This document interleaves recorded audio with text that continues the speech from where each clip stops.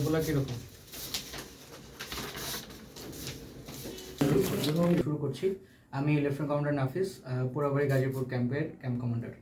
আজকে আমরা টঙ্গী দত্তপাড়া এই এলাকায় গোপন সূত্রের ভিত্তিতে এখানে এসেছি এবং এখানে আমাদের কাছে তথ্য ছিল যে কতিপয় দুষ্কৃতিকারী তারা হচ্ছে বিভিন্ন ধরনের জাল টাকা ছাপিয়ে আসন্ন বিভিন্ন ধরনের যে উপলক্ষগুলো আছে, যেমন ঈদ, পূজা এবং অন্যান্য উপলক্ষগুলোকে কেন্দ্র করে বাজারে বিপুল পরিমাণ জাল টাকা তারা ছাড়ার পরিকল্পনা করছে।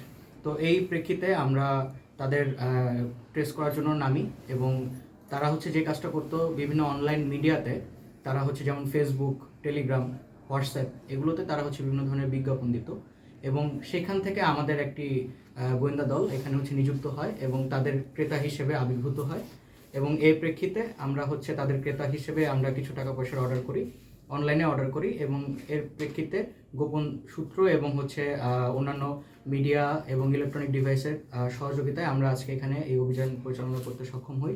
আমরা এসে তাদেরকে হাতে নাতে বিপুল পরিমাণে জাল টাকা, আমরা যেটা কাউন্ট করেছি এখন পর্যন্ত 5,40,000 টাকা এবং কিছু ক্যাশ আছে উল্টাপাল্টা, তো টোটাল আমরা ধারণা করছি 5,40,000 টাকা পেয়েছি। এছাড়া এখানে বিপুল পরিমাণ অন্যান্য জিনিসপত্র যেমন কেমিক্যালস, আপনারা দেখতে পাচ্ছেন কেমিক্যালস আছে, তারপরে এখানে প্রায় 5টি ল্যাপটপ আছে, প্রায় 25টি কাটিং বোর্ড আছে, তারপরে 7টা প্রিন্টার আছে, এছাড়া বিভিন্ন ধরনের গাম এবং টাকা শুকানোর বাল্ব, লাইটিং ইকুইপমেন্ট সহ সব কিছু সহ আমরা তাদেরকে হাতে নাতে এখানে ধরতে সক্ষম হয়েছি। ঠিক করে দিচ্ছি।